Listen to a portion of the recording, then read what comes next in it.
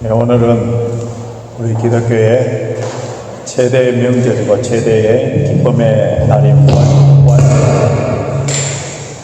사망 권세에 깨뜨리시고 부활하신 우리 예수님께 찬양하며 예배하는 날, 그리고 이 날을 기억하여서 예배하는 우리들에게 예수님께서 주시는 은혜와 평강과 기쁨이 여러분에게 충만하시길 주님의 이름으로 축원합니다. 해마다 부활절에 우리 교회 전통에 따라서 부활절 인사를 해왔는데 오늘도 우리 같이 하도록 하겠습니다. 앞에 화면을 보시기 바랍니다. Christ is risen. Christ is risen. 네, 여러분 자리에 보면은 이제 3명, 4명이 앉아 계시는데 그 중에서 가장 연장자, 나이가 많으신 분들이 사회자 하는 것처럼 Christ is risen 하시면은 그 나머지 분들은 He is risen indeed 하시기 바랍니다. 지금 하세요. 시작.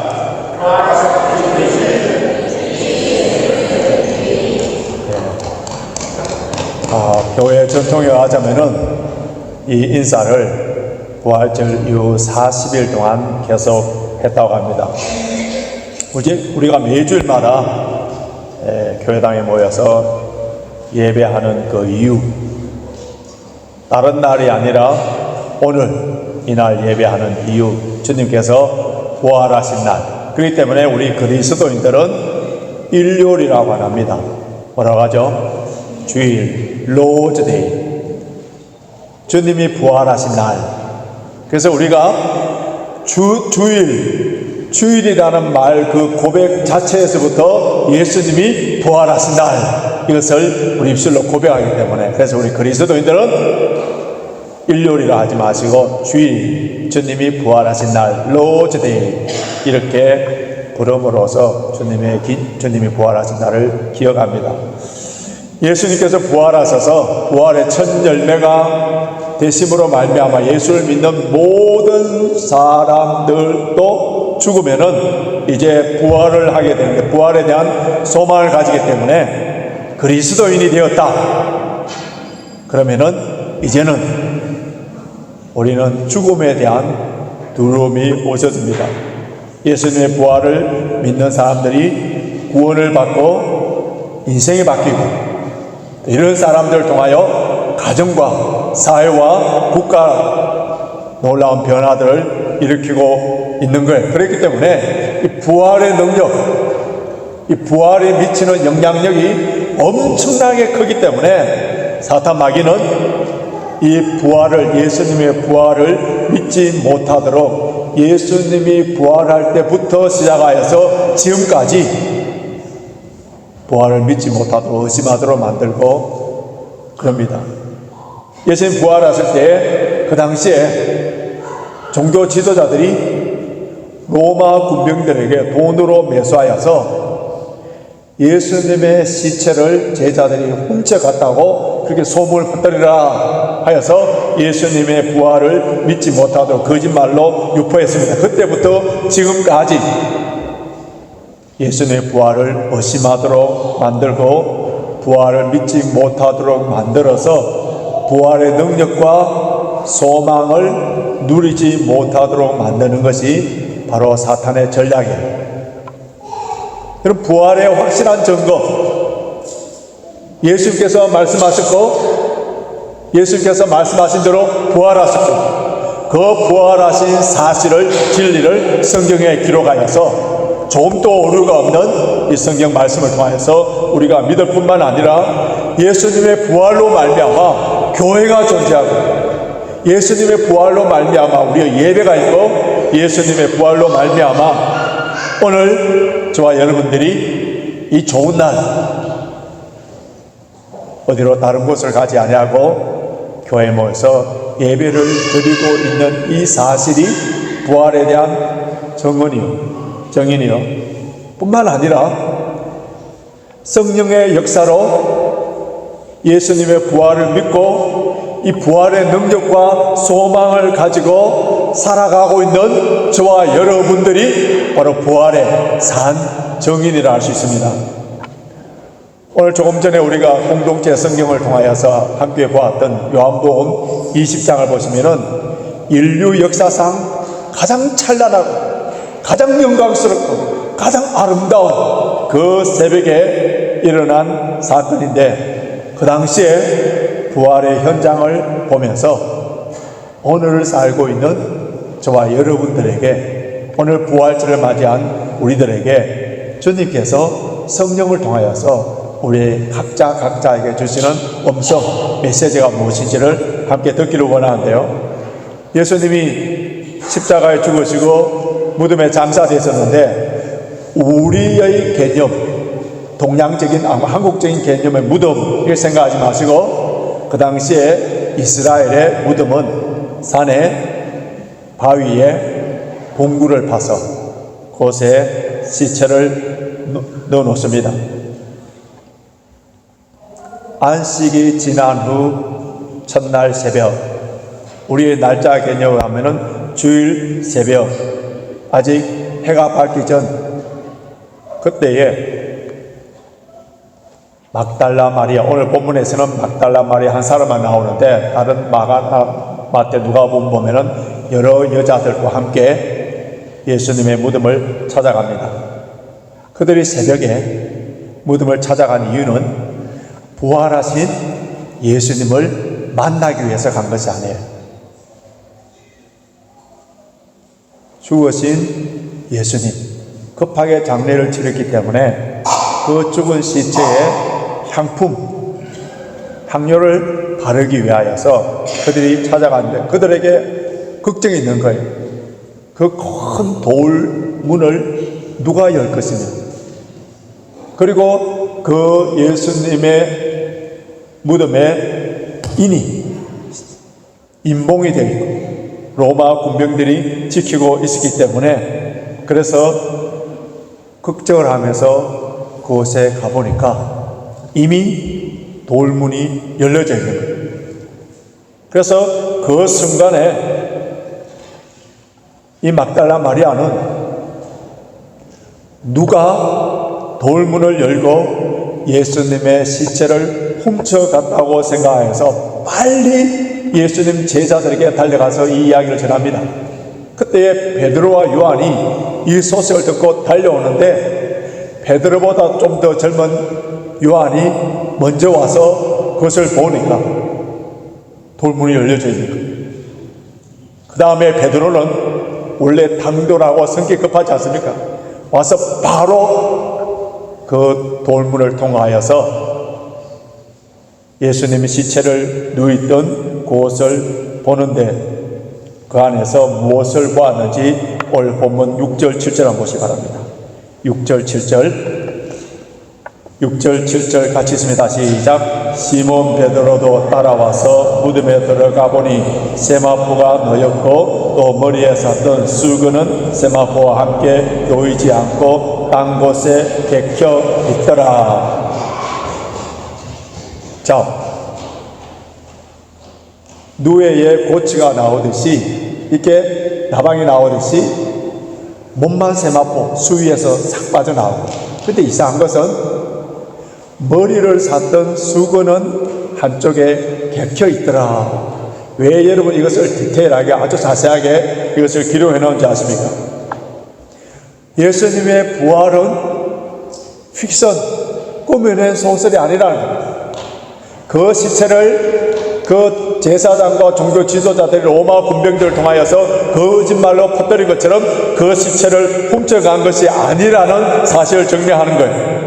예수님이 부활하신 것에 대한 첫 정명, 빈 무덤, 그리고 질서정연하게 되어 있는 그 수위들, 그 무덤 속에 만약 수위가 없다든지 아니면 수위를 벗겨서 엉클어져 있다든지 했다면은 누군가가 급하게 예수님의 시체를 훔쳐갔다고 생각할 수 있습니다만은, 그러나 그곳에는 질서가 있는 거예요.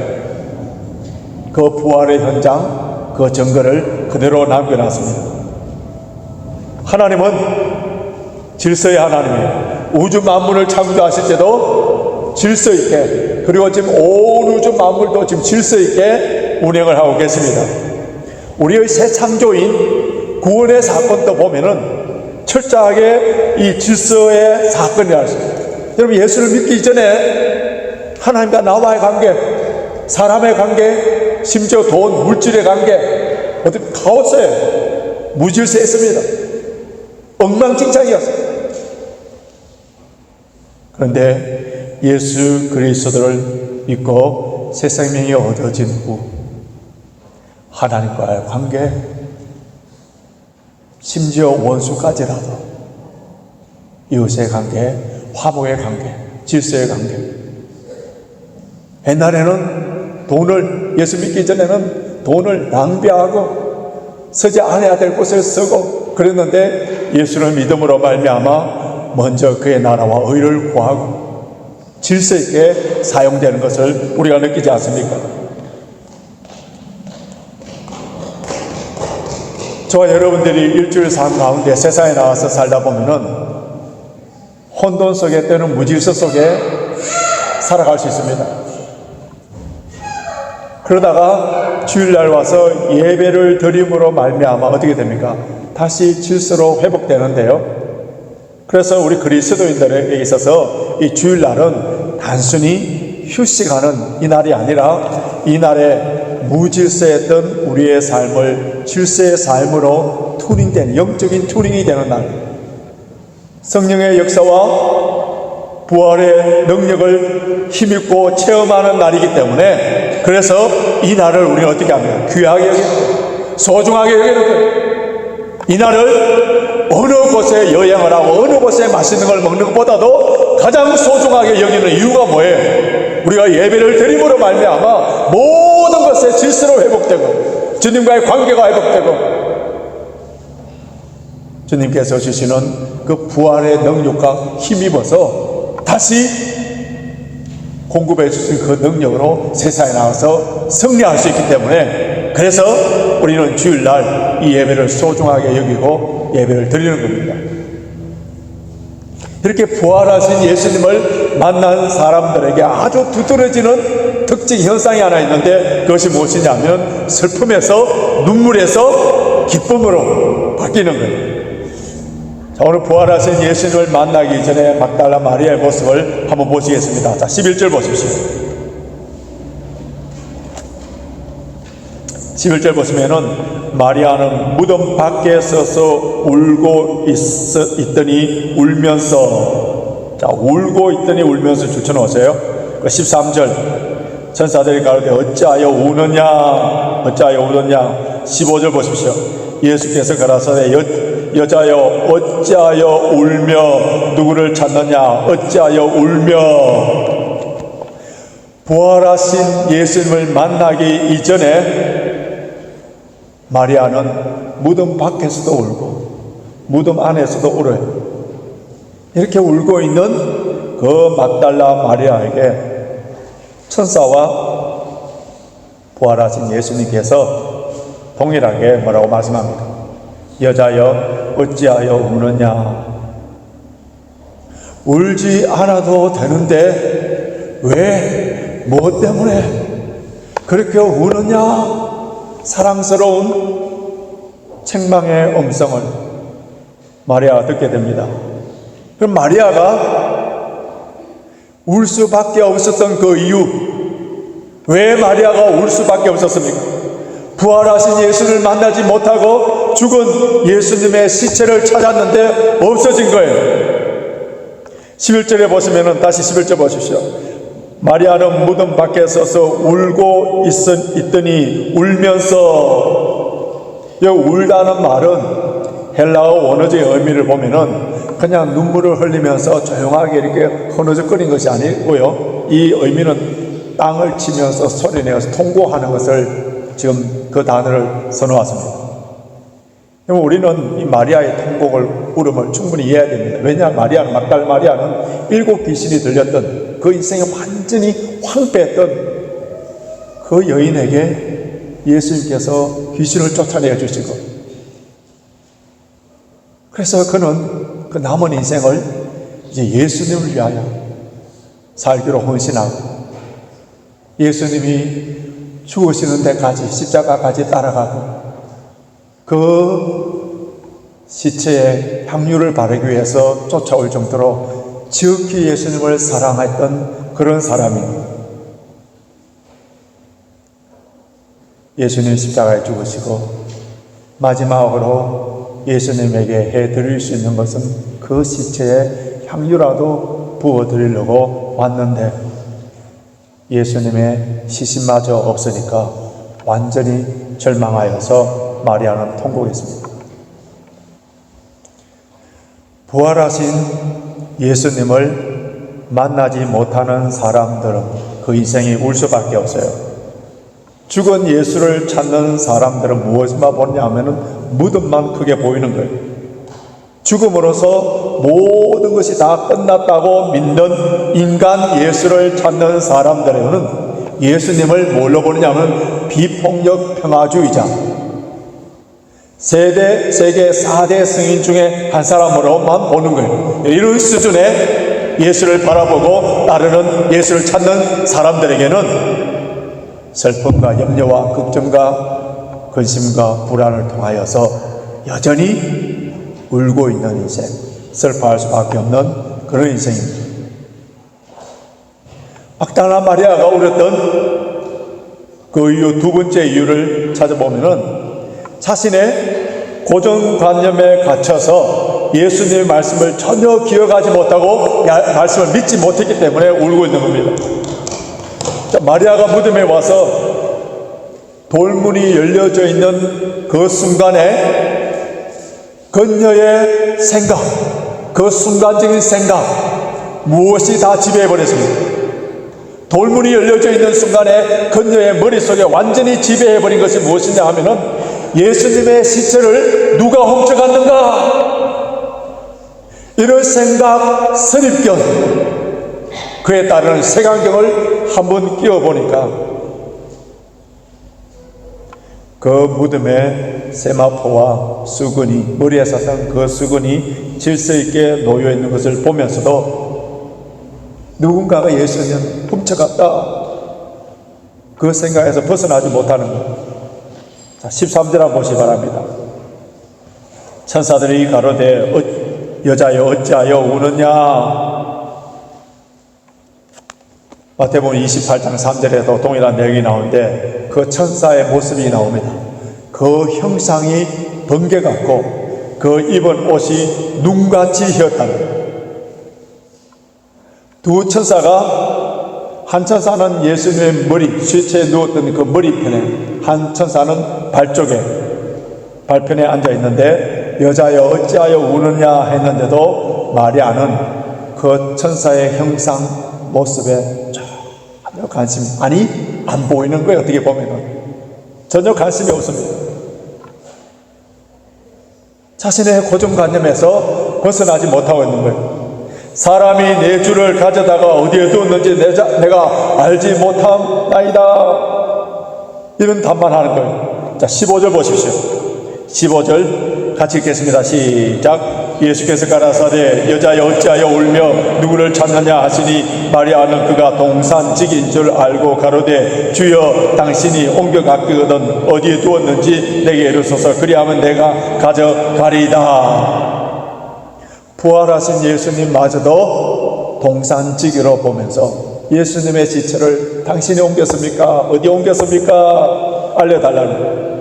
예수님이 부활하신 그 증거를 여러 모양으로 보여주지만은 부활에 대해서 생각을 전혀 못하는 거예요. 처음 가졌던 그녀의 고정관념, 선입견, 터널비전, 이것이 꽉 잡혀서 더 이상의 생각이 디벨로퍼 되지 못합니다. 여러분, 우리 신앙생활에 있어서 가장 무서운 것이 무엇인지 아세요? 이런 고정관념, 잘못된 자신의 신념을 목숨처럼 지키는 사람들.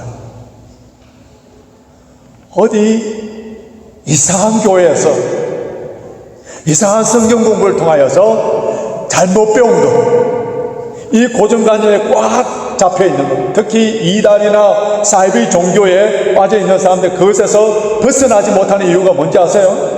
그 고정관념 틀에 자신을 가둬놓기 때문에 그래요.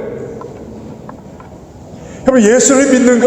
예수를 믿는다. 여러분, 이것이 무엇이에요? 과거의 고정관념, 내 선입관, 잘못된 생각, 이것을 다 버리고 예수님의 생각으로, 하나님께서 가르쳐 주신 그 믿음의 생각으로 발전되어 가는, 그것이 바로 예수 믿는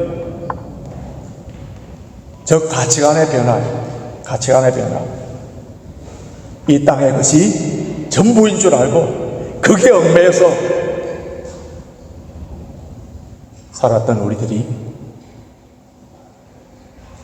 세상과 나는 간곳 없고 구속한 주만 크게 보여서 영원한 천국을 바라보면서 거기에 초점이 맞춰진 삶의 패러다임 시프트 된 삶, 이것이 바로 믿음의 삶이에요. 과거에는 세상의 부귀 영화가 나의 기쁨이고 참된 만족이라고 여겼다면 이제는 이런 것이 다 더듬고 솔로몬의 고백처럼 헛되고 헛되며 헛되고 헛되니 모든 것이 헛되다고 고백하고 예수 그리스도만이 나의 기쁨이요 전부라고 고백하면서 예수님, 오늘 조금 전에 불렀던 찬송처럼 주님의 기쁨이 되기를 원하는 삶으로 바뀌어진 그런 사람이 예수를 믿는 사람의 모습입니다. 빈 무덤, 세마포, 수건 잘 정리되어 있고 천사가 나타나고 예수님께서 나타나서 왜 우느냐고 말씀할 정도로 예수님에 대한 부활이 점점 감격 있게 그렇게 증거를 보여주는데도 불구하고 마리아는 계속 예수님의 시체를 찾는 모습을 보면서 마리아는 예수님이 생전에 죽었었다가 사흘 만에 부활하리라는 말씀을 들었지만 예수님이 죽으신 후에 그 말씀이 기억나지 않고 그 말씀을 그의 삶 속에 적용하지 못하고 믿지를 못했습니다. 우리가 왜 우는지 아세요? 수많은 말씀을 들었지만은 그 말씀을 나의 삶 속에 구체적으로 적용하지 못하기 때문에 그 말씀을 믿지 못하는 거예요. 자신의 고정관념에 갇혀서 더 이상을 생각하지 못하니까 모든 일에 세상에 돌아가는 일, 우리 가정에 일어나는 일들, 이런 것들 보니까 억울한 거예요. 분한 거예요. 한탄하는, 절망하는 거예요. 내 생각에서 예수님의 생각으로 바뀌지 않으니 하나님의 관점에서 바라볼 수 있는 나의 삶에 일어나는 모든 일들을 믿음의 눈으로 하나님의 관점으로 바라볼 수 있는 그러한 능력이 없는 사람들에게 나타나는 것이 무엇이라고요? 우는 인생이에요. 절망이에요. 부활의 능력을 체험하지 못하는 겁니다. 우리의 고정관념과 잘못된 선입견을 버릴 때에 새로운 진리의 넓은 세계를 볼 수 있고 우리 삶에 하나님께서 멋진 글작품으로 만들어가고 계시는 하나님의 그 손을, 하나님의 인도하심을 볼 수가 없으니까 맨날 우는 인생에, 슬퍼하는 인생에 모든 것을 합력하여 선으로 인도하시는 우리 주 예수 그리스도의 그 부활의 능력으로 인도해 가심을 바라볼 때에 우리는 그 울음을 멈출 수가 있습니다. 마리아의 눈물에서 그 슬픔에서 기쁨으로 바꿔진 그 순간이 어디에 나오냐 하면은 16절입니다. 16절 보십시오. 16절 같이 읽습니다. 시작. 예수께서 마리아야 하시거늘 마리아가 돌이켜 히브리 말로 라보니여 하니 이는 선생님이라. 마리아야, 자기 이름을 부르시는 예수님의 그 평소에 부르시는 그 음성을 듣고 영안이 열려져서 부활하신 예수님을 볼 수 있었습니다. 마리아야 부르시는 예수님의 그 음성, 상한 감정을 고치시고 눈물을 씻어주고 하늘과 땅의 권세를 가지신 예수님의 사랑의 표현이 그 이름을 불러주십니다.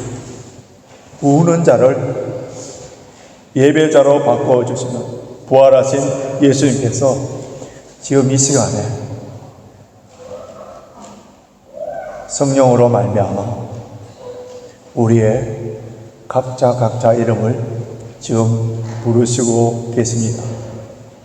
선한 목자이신 우리 예수님께서 자기 양의 이름을 부르시듯이 예수님의 양은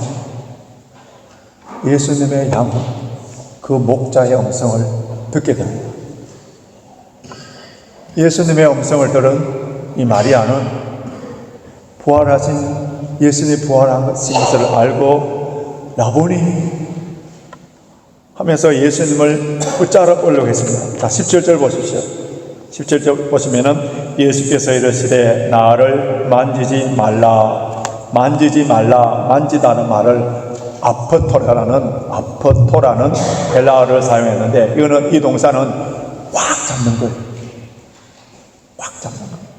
이 말은 무슨 의미냐면은 예수님이 이 세상에 마리아와 제자들과 함께 있기로,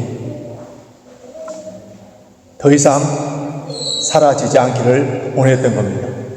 그런데 예수님께서 마리아에게 아주 중요한 메시지를 전하는데 내가 아버지께로 올라가지 못하였노라 또 제자들에게 전해야 되는 말씀을 17절 하반절에 말하고 있습니다. 17절 하반절 보십시오. 내 아버지 곧 너희 하나님께로 올라간다 하라 하신대. 하나님께로 올라간다, 아버지께로 올라간다, 이걸 지금 강조하고 있는데요. 여러분, 부활하신 예수님께서 마리아를 제자들에게 보내면서 그 제자들에게 하고 싶은 말씀들이 얼마나 많겠습니까? 그 많은 말씀들 하시지 아니하시고 아주 중요한 말씀 뭐라 하셨다고요? 아버지께로 올라간다. 왜 이 말씀을 제자들에게 전해라고 하는지 아십니까? 예수님이 죽으시고 부활하심으로 말미암아 주님의 사역이 다 끝난 것이 아니라는 중요한 사역이 남아있다는 거예요. 그 중요한 사역을 제자들에게 전해라는데 뭐 한다고요? 예수님께서 성천하시고 성령을 보내시고 예수님께서 하늘 보좌 우편에서 교회를 위하여서 중보 기도하시는 거예요. 그래서 성령으로 말미암아 예수님께서 우리와 함께 하신다는 그것을 가르쳐주고, 예수님의 사역에 있어서 이렇게 중요하고 놀라운 메시지를 마리아에게 전해준 거예요. 이 소식을 제자들에게 전해야 되는 사명을 받은 마리아는 이 소식을 제자들에게 전했습니다. 여러분, 부활하신 예수님을 만난 사람들에게 제일 먼저 일어나는 현상이 뭐라고요? 목숨을 걸고 부활하신 예수님을 전가합니다. 예수님의 제자들이 부활하신 예수님을 만난 후에 모두가 다 순교하면서 부활을 전했고, 뿐만 아니라 부활하신 예수님 때문에 일주일마다, 매주일마다 이 주일날 모여서 예배드리는 우리 교회의 사명도 부활하신 예수님 복음을 전하는 겁니다. 이제 말씀을 정리해 보겠습니다. 부활하신 예수님을 만나기 전에 마리아는 자신의 고정관념에 갇혀서 그 무덤 앞에서 절망의 눈물을 흘렸었어요. 여러분, 오늘날 많은 교인들 가운데 이 마리아의 수준에서 신앙생활을 하는 사람이 있습니다. 그들도 예수님을 사랑해요. 예수님을 존경합니다. 새벽 미명에 예수님께 향유를 부어오기 위하여서 그 열심과 열정이 있어요. 그런데 부활하신 예수님을 만나지 못하기 때문에 신앙생활에 뭐가 없습니까? 감격이 없어요. 기쁨이 없어요. 능력이 없어요. 예습관 가치관에 갇혀서 그 고정관념에 갇혀서 하늘의 그 신비로운 것을 체험하지 못하고 우려도 울지 않아도 되는 그곳에 눈물을 흘립니다. 부활하신 주님께서 오늘 레이저 파크에서 예배드리는 저와 여러분들에게 무슨 말씀합니까? 왜 우느냐?